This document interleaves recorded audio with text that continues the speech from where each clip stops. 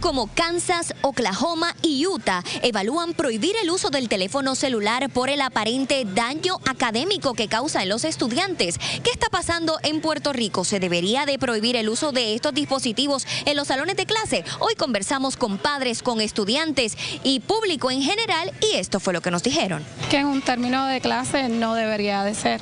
Eso depende de los padres. Debe ser prohibido, ¿verdad? Hay personas que no tienen computadora y necesitan como buscar información sobre proyectos y tareas. Creo que no deben permitirlo. Si el estudiante está en escuela intermedia, debería tener uno para cuando los padres vayan a buscarlo y eso. Se debe prohibir. Que a veces en las clases usan los teléfonos y siempre siguen con los sonidos y todo. Hoy en día los menores no pueden estar teniendo teléfono porque hay muchas cosas malas en las redes sociales. Es un fallo del Departamento de Educación permitirle a los jóvenes menores de edad tener celulares. Esta entrada es presentada por Popular Auto. Muévete con Popular Auto. ¿Debe o no prohibirse el uso de teléfonos celulares en las escuelas elementales? ¿Sí o no? Esa básicamente es la pregunta. Ya se ha visto en otros estados en la nación americana que se ha hecho y se está implementando, pero aquí el representante Jorge Navarro está radicando un proyecto para prohibir el uso de los celulares y tenemos con nosotros en el panel de hoy al representante Jorge Navarro. Gracias por estar con nosotros. Se encuentra también Rafael Androver, que es el director escolar. Saludos, buenas noches a todos. Gracias, buenas noches. Y por supuesto el licenciado Manuel Kilikini, presidente del Colegio de Abogados y Abogadas de Puerto Rico. Gracias por estar aquí. Buenas noches. Antes de comenzar con el representante, quiero escuchar la opinión de Rafael Androver como director escolar sobre este planteamiento y esta probabilidad de que se haga efectiva en los colegios. Bueno, en mi humilde opinión, entiendo que no se debe prohibir. ¿Por qué? Porque el celular estamos en una era tecnológica, es un instrumento necesario para transmitir el proceso de enseñanza y aprendizaje en todos los foros educativos que existen en el mundo. Sí se debe de regular, pero como hemos dicho en discusiones anteriores, el problema está en la supervisión de los padres. Porque ¿quién le pone el celular a las manos al menor? No es el menor, es el padre que le pone el celular con internet. Por lo tanto, se debe regular, ¿qué cosa? La supervisión de los padres. Muchas veces pero en la escuela yo no puedo, en la escuela el padre no puede estar supervisando. Sí, pero y usted me dice que usted no está a favor de que se eliminen los celulares. No, exacto, yo estoy a favor que no se eliminen. Exacto. ¿Por qué? Porque en las escuelas, muchas veces, en las escuelas ocurre fallas, que nos quedamos sin internet por X o Y razón. ¿Con qué hacemos el proceso de enseñanza? Pero entonces ustedes están dependiendo literalmente. No, pero estos son casos aislados. Cuando la escuela, o sea, no es constante.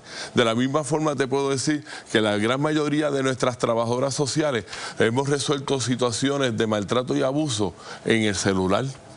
Que lo vemos, que lo descubrimos y podemos trabajarlo. Cuando esos eventos ocurren en el hogar, muchas veces hay silencio y se calla y lo utilizamos. ¿Y cómo el celular revela el asunto?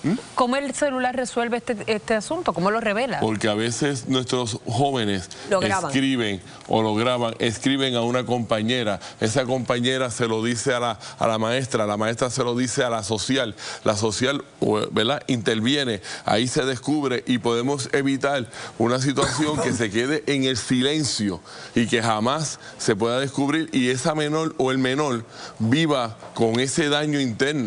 Licenciado Kilikini, ¿cuál es la opinión suya sobre esto? ¿Usted entiende que debe o no debe regularse? Bueno, la decisión de que si se debe o no se debe va a depender del sistema. Lo que sí es importante saber es que se ha hecho. Esto está prohibido no solamente en los estados que se mencionaron. Nueva York desde hace más de una década prohíbe los celulares en el salón de clase y hay distritos escolares que han prohibido los celulares en la escuela. O sea, no es que lo dejes en un locker, es que lo prohíben en la escuela. ¿Y usted está de acuerdo con eso? Mira, yo soy profesor universitario y te puedo decir que yo veo a mis estudiantes distraídos en ocasiones utilizando los teléfonos. El profesor aquí menciona que es el deber de los padres, pero como profesor es difícil competir contra alguien que está pegado a Facebook. Así que si yo pudiese, trataría de controlar lo que en horas de clase no haya celular. Jorge Navarro. Mira, esta medida lo que busca es eso mismo, prohibirlo en las escuelas elementales, minimizar el uso de los celulares de manera indiscriminadamente cuando en el entorno escolar, cuando no es para asuntos académicos. ¿Y por qué nos basamos en esto? Nosotros estuvimos por los pasados 2 años llevando a cabo en las escuelas superiores de nuestro distrito representativo, en Aguas Buenas, en Guaynabo, junto al Hospital Panamericano y el Colegio de Optómetras, cómo el exceso de la tecnología afectaba a los jóvenes, creándoles depresión, ansiedad, a veces ansioso, y todo eso se validó en estos seminarios que dimos. ¿Sabes? Que esto está fundamentado en el trabajo que hizo mi oficina con el Colegio Panamericano. Si tú le sumas que las estadísticas en Puerto Rico de la depresión severa y el intento de suicidio en el 2021 era 1.800, en el 2023 subió a 3.400, así quiere decir que esto es un problema que ha ido creciendo por este uso. ¿Y qué buscamos con esto?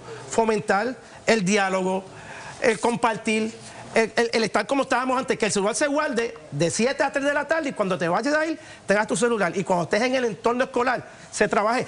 ¿A quién le corresponde tener la escuela al día? No es al papá por el celular, es al Departamento de Educación. Fíjese. Si la escuela no tiene internet, es un problema de educación, no es problema del padre ni del estudiante. Fíjese, así que profesor, a veces escuchando nosotros planteamientos, como el caso que lo estamos haciendo con Jordi Navarro, podemos ver, ¿verdad?, la intención, me parece a mí, que se recoge aquí es, fíjese que son los niños de escuela elemental.